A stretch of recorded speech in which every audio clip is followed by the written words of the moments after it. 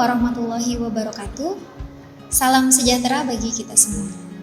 Perkenalkan, nama saya Sartika, dosen dari program studi D3 Teknik Pertambangan Politeknik Negeri Ketapang. Pada kesempatan kali ini, saya akan memaparkan salah satu mata kuliah yang saya ampu, yaitu peralatan tambang dan pemindahan tanah mekanis.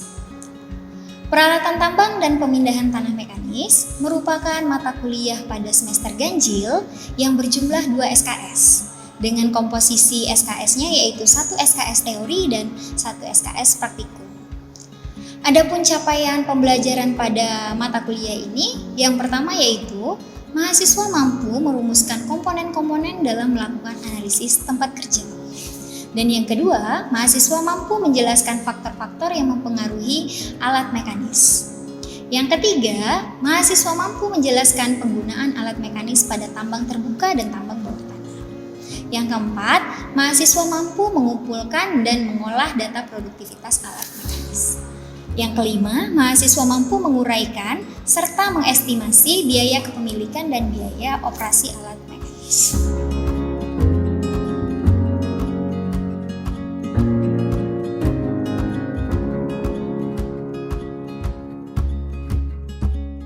Nah, sedangkan untuk materi pembelajaran pada mata kuliah ini, yang pertama yaitu 1. Komponen-komponen dalam melakukan analisis tempat kerja. Yang kedua, faktor-faktor yang mempengaruhi produksi alat mekanis. Yang ketiga, alat mekanis pada tambang terbuka. Yang keempat, alat bantu mekanis pada sistem tambang terbuka. Yang kelima, alat mekanis pada sistem tambang bawah tanah. Yang keempat, produktivitas alat muat dan alat angkut. Yang ketujuh, biaya kepemilikan dan biaya operasional. Perkuliahan ini saya lakukan sesuai dengan jadwal pada kalender akademik.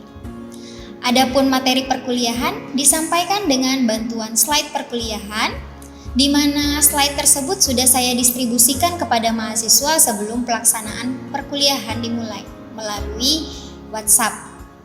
Hal ini saya lakukan agar mahasiswa dapat membaca materi perkuliahan sebelum dan saat perkuliahan berlangsung. Selain itu, saya juga membuat rancangan bahan ajar teori baik dalam bentuk draft buku ajar, modul praktikum yang digunakan untuk kegiatan praktek, di mana modul dan draft ajar tersebut saya distribusikan kepada mahasiswa melalui WhatsApp juga.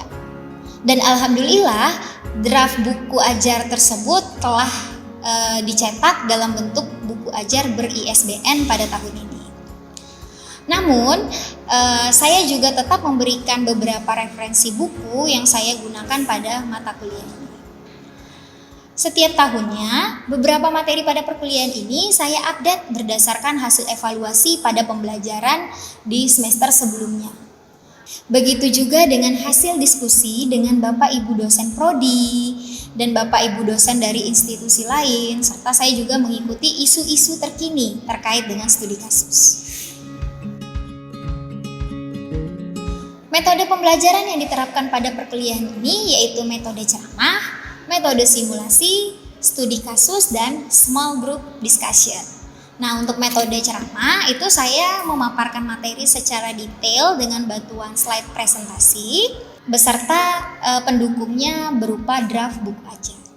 Nah, kemudian untuk metode simulasi itu dilakukan dengan sarana penunjang pembelajaran. Nah, kalau pada perkuliahan ini saya menggunakan alat bantu berupa replika alat berat. Tujuannya agar mahasiswa dapat lebih mudah memahami mekanisme alat serta cara kerja alat tersebut. Selain itu, mahasiswa juga dihadapkan pada suatu studi kasus di mana mahasiswa dituntut untuk mengidentifikasi permasalahannya serta memberikan alternatif ataupun solusi dalam pemecahan masalah tersebut. Dengan metode ini diharapkan dapat melatih mahasiswa agar dapat berpikir secara kritis dan lebih inovatif lagi.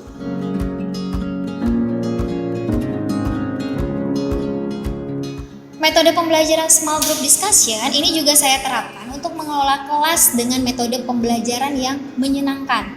Nah, contohnya seperti window shopping. Nah, metode pembelajaran window shopping ini berbasis kerja kelompok, di mana setiap kelompok itu akan mengunjungi stand-stand dari kelompok lain untuk melihat hasil demonstrasi dan melihat hasil paparan dari kelompok lain. Nah, kemudian mahasiswa juga akan berdiskusi serta mencatat hasil pekerjaan dari kelompok lain tersebut. Nah, agar informasinya bisa tersampaikan kepada teman-teman yang lain, teman kelompok tadi juga mendistribusikan hasil diskusinya itu kepada teman-teman sekelompoknya. Melalui metode ini diharapkan dapat meningkatkan peran mahasiswa agar lebih aktif lagi dalam proses belajar serta menambah wawasan mahasiswa. Selain itu, metode ini juga dapat mengukur tingkat pemahaman mahasiswa ketika menjawab suatu pertanyaan, serta dapat membekali mahasiswa dengan kemampuan pemecahan masalah yang ada. Nah, salah satu agenda kegiatan praktikum pada mata kuliah ini dilakukan dengan teaching industry. Nah, kebetulan di sekitar Kabupaten Ketapang, khususnya Politeknik Negeri Ketapang, itu ada industri PLTU yang jaraknya tidak jauh dari kampus. Nah, dalam hal ini PLTU Sukabangun itu adalah mitra industri kita. Nah, di PLTU nanti mahasiswa dapat menyaksikan secara langsung kegiatan bongkar muat batu bara menggunakan alat muat seperti ekskavator hingga kegiatan hauling atau pengangkutan menggunakan dump truck. Nah, kegiatan teaching industri ini sebagai salah satu bentuk sistem pembelajaran yang mendukung paradigma pendidikan tinggi vokasi. Sistem pembelajaran seperti ini diharapkan mampu membangkitkan suasana belajar sesuai dengan dunia kerja yang realistis dan menghasilkan lulusan pendidikan yang mampu menjawab tantangan dunia kerja yang terus berkembang di masyarakat. Nah, selain itu saya juga memberikan tugas berupa kuis, bahkan tes lisan kepada mahasiswa untuk menguji kemampuan saat pelaksanaan kegiatan praktek. Nah, laporan praktikum juga saya koreksi dan kembalikan kepada mahasiswa sebagai bahan evaluasi pembelajaran. Nah, semua penilaian tersebut itu saya lakukan secara objektif berdasarkan hasil pekerjaan dan kemampuan dari mahasiswanya. Nah, untuk nilai ujian tengah semester dan nilai ujian akhir itu biasanya saya umumkan melalui WhatsApp atau biasa juga ditempel di mading jurusan. Kalau misalnya nilainya itu udah fix, nanti nilai-nilai tersebut juga dapat diakses oleh mahasiswa melalui sistem informasi akademik atau SIAKAD. Nah, saya juga memberikan kesempatan remedial kepada mahasiswa yang ingin memperbaiki nilainya sesuai dengan jadwal yang tertera pada kalender akademik. Selamat siang semuanya. Siang. Oke, untuk perkuliahan kita pada siang hari ini yaitu perkuliahan mengenai produktivitas alat mekanis yang merupakan lanjutan dari perkuliahan kemarin, ya. Oke, selanjutnya kita akan masuk ke materi terkait dengan produktivitas. Sebelumnya ada yang tahu produktivitas alat itu apa? Kira-kira apa produktivitas alat? Oke, kemarin kan udah belajar tentang fungsi alat mekanis, penggunaannya dipakai di medan seperti apa aja. Nah, sekarang produktivitas, kira-kira produktivitas alat mekanis itu apa? Nah, kita akan melihat bagaimana produksi alat tersebut bisa menghasilkan volume atau tonase seberapa banyak dalam kurun waktu tertentu. Itu yang mau kita lihat supaya nanti kita bisa melakukan perencanaan suatu pekerjaan atau suatu proyek seperti itu. Maka dari itu kita perlu menghitung produktivitas alat mekanis. Selain itu kita juga perlu menentukan jumlah alat yang dipakai ketika kita akan melakukan suatu proyek. Karena apa? Kalau kita menggunakan alat tanpa perhitungan tertentu, misalnya kita mau pakai aja ya udahlah, mungkin pekerjaan ini bisa dipakai dengan 10 alat. Ternyata nanti pada saat pelaksanaannya banyak alat yang nganggur. Nah, untuk itu sebelumnya kita perlu melakukan perhitungan produktivitas alat mekanis. Nah, pada materi kali ini nanti setelah perkuliahan ini kita akan lanjut dengan praktek di lapangan. Nanti prakteknya kita akan lakukan di PLTU Sukabangun. Nanti di sana kita bisa melihat kegiatan bongkar muat batu bara menggunakan alat muat dan alat angkut. Nah, kebetulan di sana alat muat yang dipakai itu ekskavator PC 200 dan dump truck Hino yang kapasitasnya sekitar 10 ton kalau nggak salah saya. Nah, sebelum kita ke sana, saya akan membekalkan kalian mengenai produktivitas alat. Nah, kemudian data-data apa saja yang perlu kalian kumpulkan ketika nanti kita ke PLTU. Oke, untuk selanjutnya kita masuk ke produktivitas alat muat terlebih dahulu. Oke, untuk alat muat itu terdiri dari apa saja? Contohnya mungkin bisa disebutkan? Alat muat loh, alat muat. Ya, ekskavator, apa lagi? Wheel loader. Ada lagi? Bulldozer. Apa lagi? Power shovel. Yang mirip dengan ekskavator kan power shovel ya. Alat muat tadi itu kan banyak macamnya ya. Jadi setiap alat gali muat tadi siklus pergerakannya itu akan berbeda-beda. Nah, setiap siklus pergerakan berbeda, maka produktivitasnya juga akan berbeda. Dan waktu yang digunakan untuk melaksanakan suatu aktivitas selama satu siklus itu juga akan berbeda. Jadi tergantung alatnya. Nah, pada pembahasan kali ini saya akan mengambil contoh untuk alat muat ekskavator dan shovel. Ada yang tahu nggak kenapa saya ambil ekskavator dan shovel? Karena sering digunakan. Oke, apa lagi? Karena prinsip kerjanya ekskavator itu mirip kan? Ketika dia melakukan penggalian sama kan, ekskavator sama shovel. Dia sama-sama melakukan penggalian. Kemudian dia melakukan apa lagi? Swing dalam keadaan isi. Kemudian dia melakukan dumping dan selanjutnya dia swing lagi dalam keadaan kosong. Nah, itu satu siklus pekerjaan pada alat muat ekskavator maupun power shovel. Nah, di sini untuk perhitungan produktivitasnya ini dapat dihitung dengan rumus yang ini. Rumus Q sama dengan Q kecil dikali 3600 dibagi CMS dikali efisiensi. Nah, sebenarnya perhitungan produktivitas baik itu alat mekanis apapun, rumus utamanya itu sama. Rumus utamanya dia pasti dikalikan yang namanya Q kecil. Q kecil ini adalah produktivitas alat per siklus.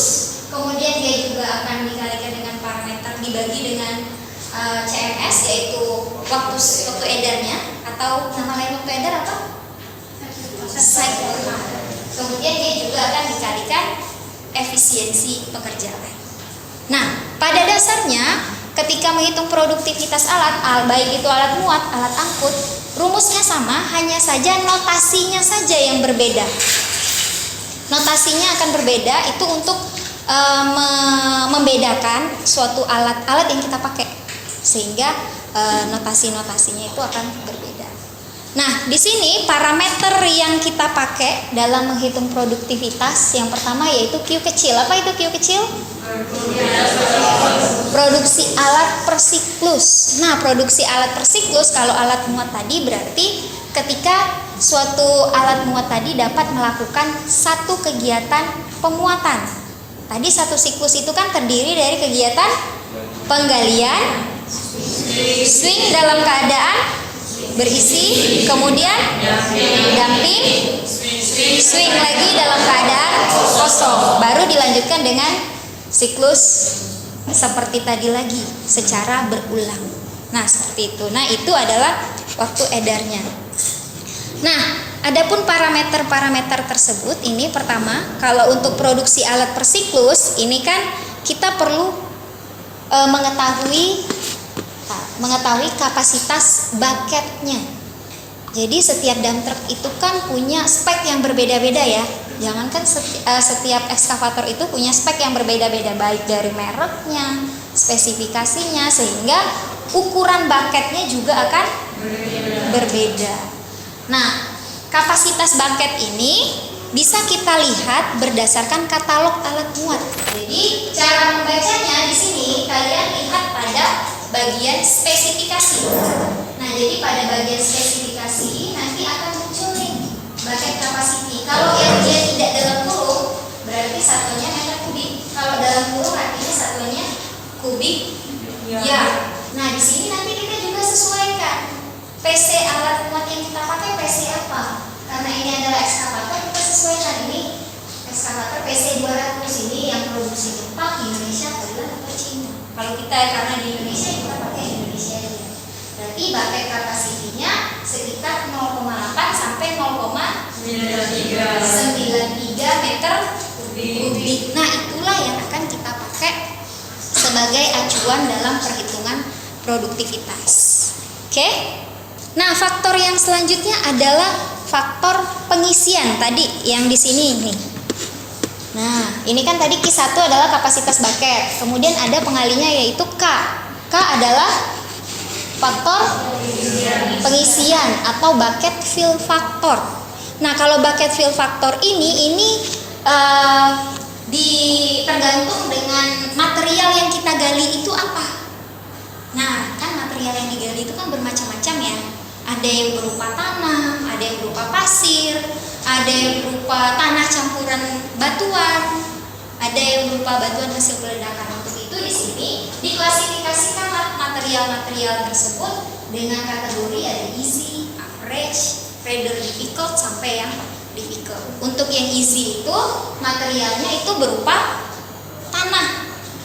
Nah, kalau tanahnya udah bercampur dengan pasir yang masih kering, itu masuk kategori average. Nah, kalau untuk yang rather difficult, dia itu kayak bauxit. Kalau bauxit itu kan udah campuran antara tanah sama gravel atau batuan ya. Nah, kemudian kalau yang difficult itu yang blasted rock atau batuan hasil peledakan. Selain itu sebenarnya ada lagi faktor yang mempengaruhi yaitu swell factor. Material yang sama sekali belum dipindahkan dari tempatnya itu namanya material in situ. Kalau udah dipindahkan namanya material loose. Ketika kalian memindahkan material tadi, ini kan kalian pindahkan, kalian gali ya pakai ekskavator. Kalian pindahkan. Apa yang terjadi terhadap volumenya? Apakah dia mengalami penambahan atau pengurangan atau tetap? Pengurangan. Jadi misalnya nih, kita contohnya kalian menggali tanah aja di depan kampus waktu praktikum Mektan. Ngambil tanah. Ketika udah diambil, kalian pindahkan, apakah volume tanahnya bertambah atau tetap? Bertambah harusnya ya. Jadi karena apa? Karena tadi ada yang namanya material itu terberaikan. Kalau dia terberaikan, otomatis pori-porinya terbuka kan? Nah, terbukanya pori-pori itu yang menyebabkan volumenya bertambah. Tapi kalau beratnya ya pasti tetap karena material yang dipindahkan kan sama kan, ukuran hanya volumenya saja yang berbeda karena ukurannya akan berubah. Jadi kalau misalnya yang kalian pindahkan awalnya ukurannya 1 meter kubik, misalnya bentuknya anggaplah kubus ya, 1 kali 1 kali 1. Kalau kalian pindahkan dari material in situ tadi yang ukurannya 1 kali 1 kali 1, itu kan volumenya 1 meter kubik ya. Kalau dipindahkan ukurannya nggak mungkin 1 meter kubik lagi volumenya, tapi bertambah. Jadi kalau misalnya material in situ kalian gali awalnya volumenya 100%, ketika dipindahkan dia akan meningkat. Peningkatannya sekitar 130%. Tapi tergantung materialnya. Tergantung materialnya lagi. Nah, faktor ini bisa kita ukur yang dinamakan faktor pengembangan. Nah, faktor pengembangan ini akan berpengaruh ketika kalian nanti menghitung produktivitas alat. Karena kalau kalian melakukan penggalian di peron penambangan, yang digali adalah material apa? In situ atau loose? In situ. Kalau udah dipindahkan materialnya menjadi loose. Nah, itu yang perlu diingat. Nah, parameter selanjutnya apa dalam menentukan produktivitas? CMS itu apa? Waktu edar. Nah, waktu edar tadi kan kalau alat muat itu terdiri dari 4 macam. Apa saja? Waktu gali, waktu putar dalam keadaan berisi, waktu damping, kemudian putar dalam keadaan kosong. Nah, kan Ibu ada menjelaskan bahwa material rigid itu yang belum dipindahkan itu setelah nanti dipindahkan akan mengalami penambahan volume. Maksud dari penambahan volume di sini gimana ya? Oh iya, gini ceritanya. Nah, yang namanya material itu tadi, seperti kalian pernah lihat nggak kalau misalnya suatu kegiatan penggalian, kalau misalnya kalian gali nih tanah, kemudian kalian balikkan lagi ke tempatnya, apakah bisa kembali ke keadaan semula? Tidak. Apa yang terjadi? Apakah dia tetap rata atau lebih tinggi posisinya? Lebih tinggi. Nah, itu maksudnya. Ya. Jadi ketika kita melakukan penggalian, dia itu ada penambahan volume. Karena apa? Awalnya dia bentuknya padat, udah kompak kan materialnya, karena pengaruh tadi adanya kompaksi, proses yang ada di dalam tanah tadi. Ketika material itu udah terkompaksi, kita berai lagi, kita gali, otomatis material tersebut akan mengalami pengembangan material, tidak lagi sesuai dengan volume sebelumnya. Yang selanjutnya yaitu produktivitas dump truck. Masih ingat dump truck? Dump truck ada dua macam kan? Ada rigid dump truck sama satu lagi? Ya, articulated dump truck.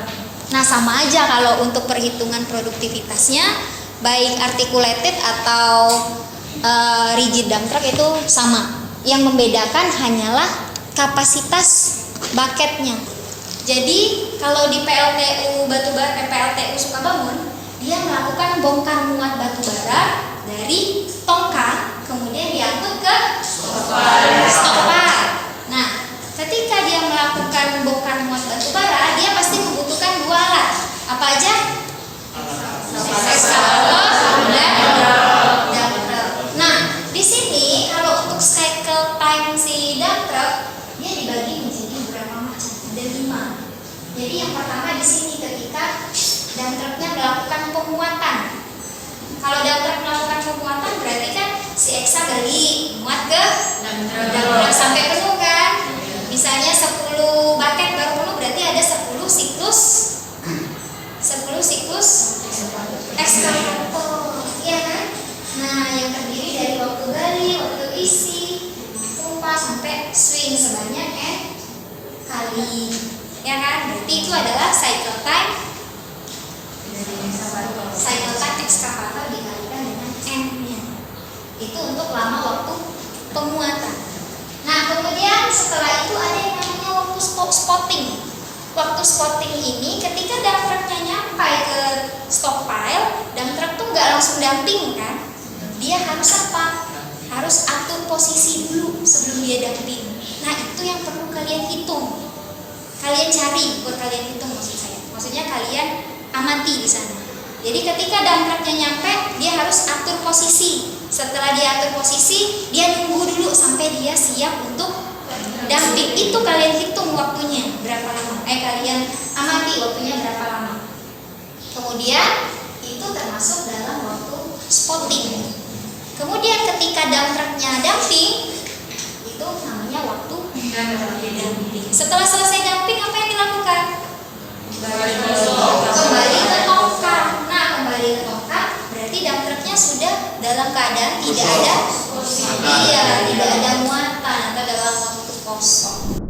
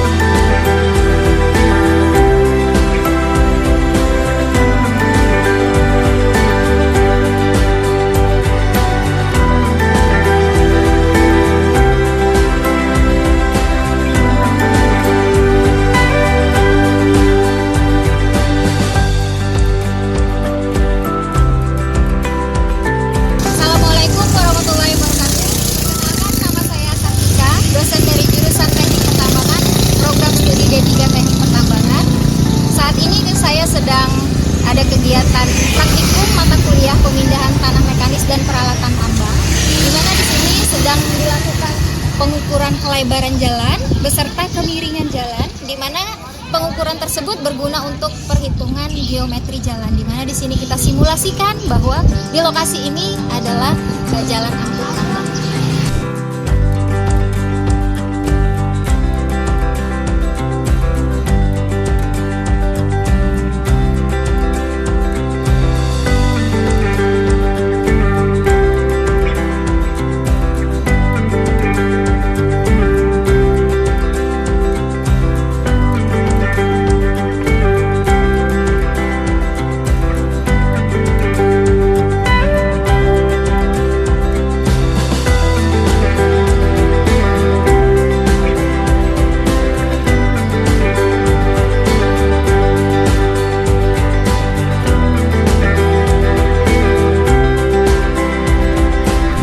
Demikianlah paparan unsur pendidikan dan pengajaran pada mata kuliah yang telah saya ampu di program studi D3 Teknik Pertambangan, jurusan Teknik Pertambangan Politeknik Negeri Ketapang.